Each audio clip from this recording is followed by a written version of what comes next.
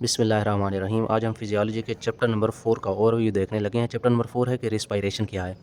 जो यूएचएस ने syllabus recommend किया है उसके नीचे उन्होंने जो रेफरेंस बुक दी है ना, वो दी है Guyton and hall, medical physiology Guyton and hall.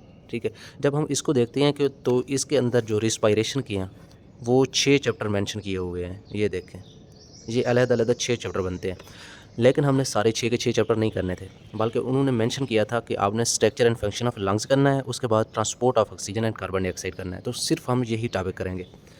तो सबसे पहले हम स्ट्रक्चर ऑफ लंग्स देखते हैं। तो स्ट्रक्चर ऑफ लंग्स बिल्कुल ईजी है। आपने पढ़ा है कि जो एयर एंटर होती है नॉस्ट्रल के ज़रिए, फिर नेज़ल कैविटी, फिर फेरेंक्स, फिर लेरिंक्स, फिर ट्रेकिया, ब्रोंकाई, ब्रोंक्यूल्स, फिर वो आपने टर्मिनल ब्रोंक्यूल, रिस्पायरेटरी ब्रोंक्यूल्स, वो सारे के सारे पढ़े थे। और एंड पे आ जाता था हमारे पास एल्वेओलाई। वो अपने स्ट्रक्चर के अंदर वो देख लेनी है। स्ट्रक्चर के अंदर आपने क्या देखना है? पाथवे, पाथवे के नाम आने चाहिए आपको। ठीक है, उसके बाद वो पूछेंगे कि लंग्स जो हैं कितने रिब्स से कितने रिब्स तक हैं, यानी फर्स्ट रिब से 12 रिब तक हैं, फर्स्ट रिब से 10 रिब तक। तो ये मोस्टली फर्स्ट रिब से 10 रिब्स तक होते हैं हमारे लंग्स फैले हुए। ठीक है, उसके बाद पीछे वर्टेब्राई का भी पूछ सकते हैं कि कौन सी वर्टेब्राई से कौन सी वर्टेब्राई तक हमारे लंग्स जो हैं फैले हुए हैं। या फिर ये भी पूछ सकते हैं कि हमारे लंग्स के जो है वो कितनी एयर आ सकती है, हमारे लंग्स के ऊपर वाली कवरिंग कौन सी है, प्लूरल मेम्ब्रेन होती है। ठीक है, इस तरह के स्ट्रक्चर के अंदर पॉइंट डिस्कस कर सकते हैं जो बेसिक पॉइंट है। ठीक है, वो स्ट्रक्चर के अंदर मैं ज़्यादा नहीं जाता, मैं आपको पढ़ाता हूँ फंक्शन ऑफ लंग्स। ठीक है, तो फंक्शन ऑफ लंग्स से हम शुरू करने लगे हैं कि सबसे पहले हमारे लंग्स का फंक्शन क्या है। इंस्पायरेशन करते हैं और एक्सपायरेशन करते हैं। देखो, एक्सपायरेशन करना कोई बड़ा मुश्किल काम नहीं है, हवा को बाहर निकालना। मसला ये है कि हवा को अंदर कैसे ले जाते हैं, इंस्पायरेशन कैसे करते हैं। ठीक है, तो सबसे पहले हम देखते हैं इंस्पायरेशन और एक्सपायरेशन कराने के लिए इनके पास मसल कौन से हैं।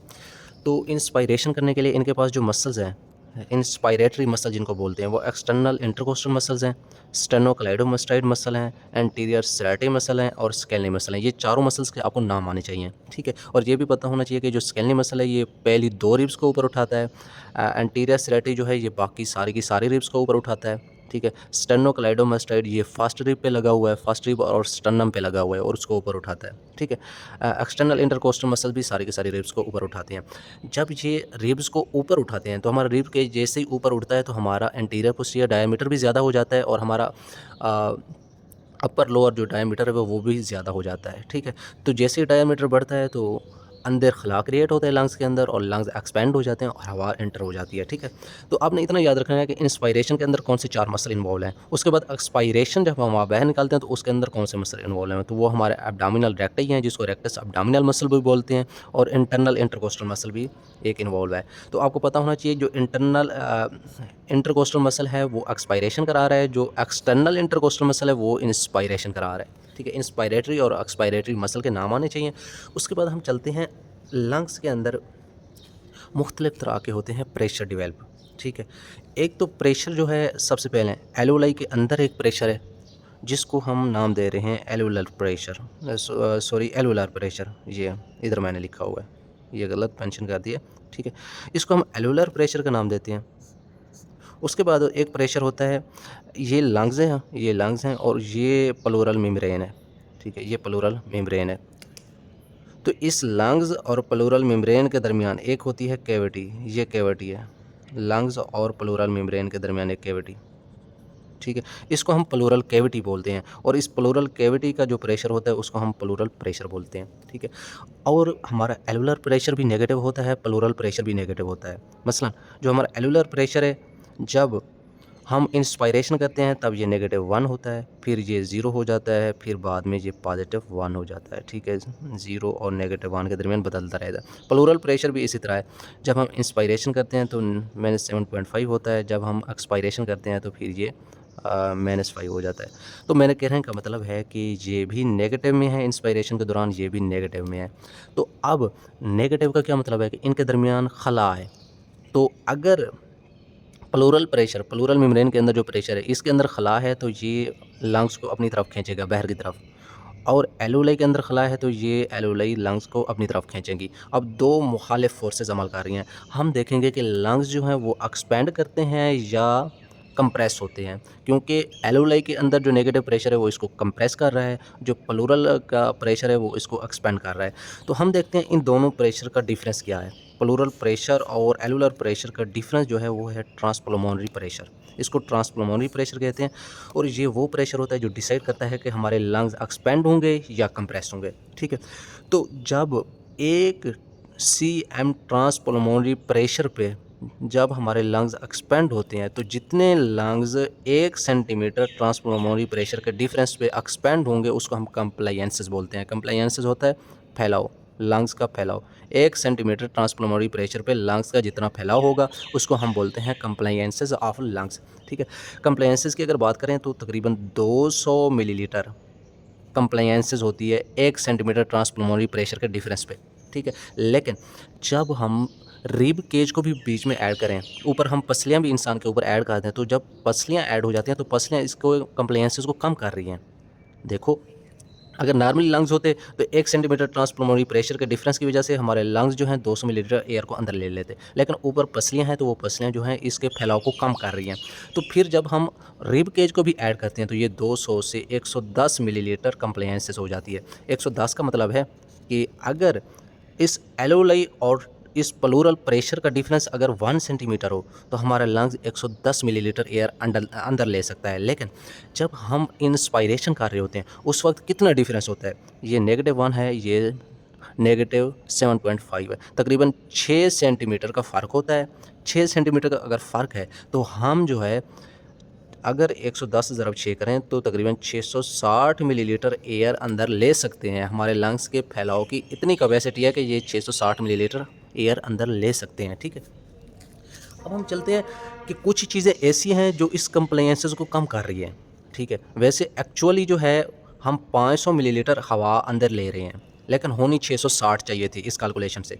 वो इतनी कम क्यों है? तो वो इस कंप्लायंसेस पे कुछ चीज़ें नेगेटिव इफेक्ट डाल रही हैं। वो कौन सी चीज़ें हैं जो नेगेटिव इफेक्ट डाल रही हैं? वो एक तो इन एलोलाई की अपनी इलास्टिसिटी है, ठीक है।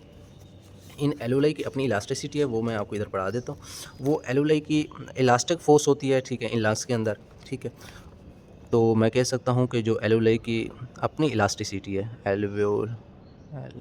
एलोलाई की जो अपनी इलास्टिसिटी है वो इस कंप्लायंसेस पे नेगेटिव इफेक्ट डाल रही है। उसके साथ साथ सरफेस टेंशन होती है, वो भी इस पे नेगेटिव इफेक्ट डाल रही है, ठीक है। ये दोनों पॉइंट मैं आपको समझाता हूँ, वो भी इस पे नेगेटिव इफेक्ट डाल रही है। इसलिए 660 की बजाय हमारे पास 500 मिलीलीटर हवा अंदर जाती है, ठीक है। तो वो एलोलाई की इलास्टिसिटी कैसे है? एलोलाई जो है हमारे कोलेजन और इलास्टिन से बने हुए हैं। तो ये कोलेजन और इलास्टिन क्या करते हैं, जैसे इनसे हवा निकलती है तो ये सिकुड़ जाते हैं।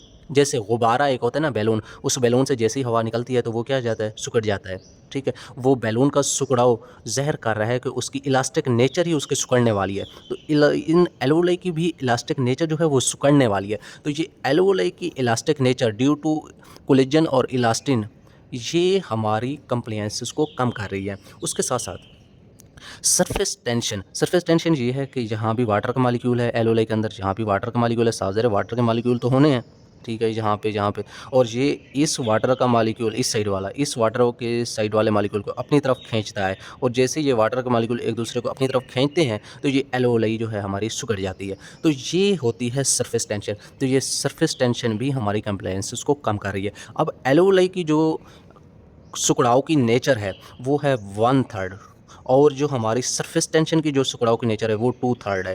तो यानी 1/3 एलोलाई हमारी जो 1/3 हमारी एलोलाई की इलास्टिक नेचर एलोलाई को कंप्रेस कर रही है, ठीक है, और दूसरा 2/3 हमारी सरफेस टेंशन जो है इस एलोलाई को कंप्रेस कर रही है, ठीक है।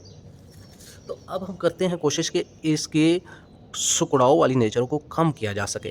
तो एलोलाई की जो कोलिजन और इलास्टिक नेचर है वो तो हम कम नहीं कर सकते। क्यों कम नहीं कर सकते? वो तो कुदरती तौर पे है, ठीक है। लेकिन हम सरफेस टेंशन को कम कर सकते हैं। सरफेस टेंशन को कैसे कम किया जाता है? जहाँ पे एक सरफेक्टेंट की लेयर पैदा हो जाती है। सरफेक्टेंट की लेयर जो है उसको हम सरफेक्टेंट बोलते हैं, और वो जो है डाईपाल्मोटाइल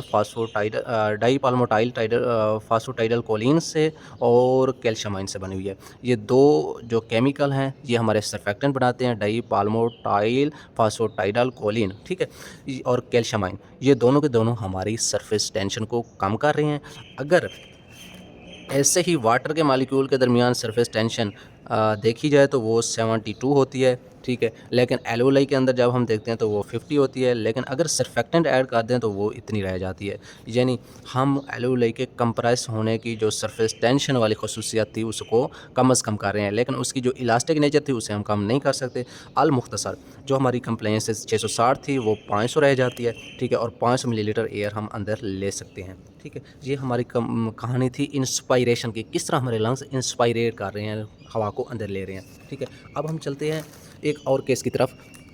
एक बच्चा पैदा होता है, ठीक है, और हम देखते हैं कि उस बच्चे के अंदर अगर ये सर्फेक्टेंट नहीं है, इस सर्फेक्टेंट के ऊपर लेयर नहीं है, तो क्या होगा, ये जो सरफेस टेंशन है ये तो इन एल्वेओलाई को आपस में कंप्रेस कर देगी।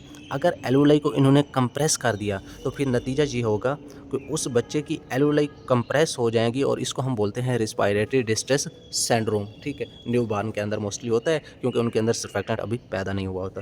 तो अब हम चलते हैं एक और केस की तरफ, वो है कि हम कितनी एयर अंदर लेते हैं और कितनी निकालते हैं। सबसे पहले नॉर्मल रूटीन में मैं हवा अंदर भी ले रहा हूँ, बाहर भी निकाल रहा हूँ। जो हवा मैं अंदर ले रहा हूँ नॉर्मल रूटीन में उसको हम बोलते हैं टाइडल वॉल्यूम, और उसकी क्वांटिटी होती है 500 ml, ठीक है। हाँ, मैंने नॉर्मली हवा अंदर ली, 500 ml हवा अंदर चली गई, लेकिन अब मैं कुछ ज़ोर लगाता हूँ, कुछ मज़ीद भी हवा अंदर चली जाए, तो मैं जो ज़ोर लगा के हवा अंदर ले जाऊँगा तो मैं ज़ोर लगा के हवा 300 मिलीलीटर अंदर ले जा सकता हूँ, 3000 मिलीलीटर, यानी 3 लीटर मैं ज़बरदस्ती खींच के भी हवा अंदर ले जा सकता हूँ, जिसको हम इंस्पायरेटरी रिज़र्व वॉल्यूम का नाम देते हैं, ठीक है। अब मैंने नॉर्मली 500 ml हवा अंदर ली, फिर ज़ोर लगा के 3000 ml हवा मज़ीद अंदर ले ली। अब मैं इस हवा को निकालना चाहूँगा तो सबसे पहले इंस्पायरेटरी रिज़र्व वॉल्यूम वाली हवा 3000 ml बाहर निकलेगी, फिर टाइडल वॉल्यूम वाली हवा बाहर निकलेगी। अब मैं कोशिश कर रहा हूँ मज़ीद ज़ोर लगा के मज़ीद हवा अपने अंदर से बाहर निकालूँ, तो जो ज़ोर लगा के मज़ीद मैं हवा अंदर से बाहर निकालूँगा वो तकरीबन मैं निकाल सकता हूँ 1200 ml, ठीक है, जिसको हम एक्सपायरेटरी रिज़र्व वॉल्यूम का नाम देते हैं, ठीक है। अब मैंने ज़बरदस्ती जो हवा बाहर निकाली है, तो अब इसका मतलब ये नहीं कि लंग्स के अंदर खला पैदा हो गया, लंग्स के अंदर फिर भी हवा थोड़ी बहुत बाकी है। जो थोड़ी बहुत हवा बाकी होगी उसको हम रेजिडुअल वॉल्यूम बोलते हैं, और तकरीबन ये 1100 ml होता है, ठीक है। उसके बाद हम चलते हैं एक और चीज़ की तरफ, वो होते हैं कैपेसिटी। अगर हम इंस्पायरेटरी रिज़र्व वॉल्यूम और टाइडल वॉल्यूम को मिलाएँ तो हमारे पास बनती है इंस्पायरेटरी कैपेसिटी, यानी वो कैपेसिटी है जो हम नॉर्मल रूटीन में हवा अंदर ले रहे हैं और ज़ोर लगा के हवा अंदर ले रहे हैं। इन दोनों के अंदर जाने वाली हवा को हम इंस्पायरेटरी कैपेसिटी का नाम देते हैं। उसके बाद होता है अगर हम inspiratory reserve volume, tidal volume और एक्सपायरेटरी रिज़र्व वॉल्यूम इन तीनों को हम कंबाइन कर दें, इसको इसको और इसको, तो फिर हमारे पास बनती है वाइटल कैपेसिटी, ठीक है। उसके बाद अगर हम इन तीन को कंबाइन ना करें बल्कि ये आखिरी वाले दो को कंबाइन कर दें, एक्सपायरेटरी रिज़र्व वॉल्यूम और रेजिडुअल वॉल्यूम को कंबाइन कर दें, तो हमारे पास बनती है फंक्शनल रेजिडुअल कैपेसिटी। अगर हम इन चारों को कंबाइन कर दें, inspiratory reserve volume, tidal volume, expiratory reserve volume और रेजिडुअल वॉल्यूम, इन सारे वॉल्यूम को अगर कंबाइन कर दें तो हमारे पास टोटल लंग्स कैपेसिटी बनती है, और टोटल लंग कैपेसिटी इन सारों के कम्बिनेशन को जमा करने से होती है। 1100 ml, 1200, 500, 3000, ये सारे इकट्ठे करेंगे तो ये हमारी जो टोटल लंग कैपेसिटी बनती है ये तकरीबन 6000 ml बनती है, ठीक है। इस तरह वाइटल कैपेसिटी की भी कैलकुलेशन कर सकते हैं, इंस्पायरेटरी कैपेसिटी और फंक्शनल रेजिडुअल कैपेसिटी की भी आप कैलकुलेशन कर सकते हैं, और ये आपको वैल्यू आनी चाहिए, ठीक है। और इस तरह की कैलकुलेशन करने के लिए हमारे पास जो टेक्निक होती है उसको हम स्पायरोमेट्री बोलते हैं, और इस हम जो हमारे पास आला होता है उसको हम स्पैरोमीटर बोलते हैं, ठीक है। ये आपके पास ये टर्म्स होगी। उसके बाद आपके पास कोई भी ऐसा नहीं बचा जिसको पढ़ने की ज़रूरत है। यहाँ तक आपने क्या किया, structure and function of lungs पढ़ लिया। उसके बाद हम चलते हैं transport of oxygen and carbon dioxide की तरफ।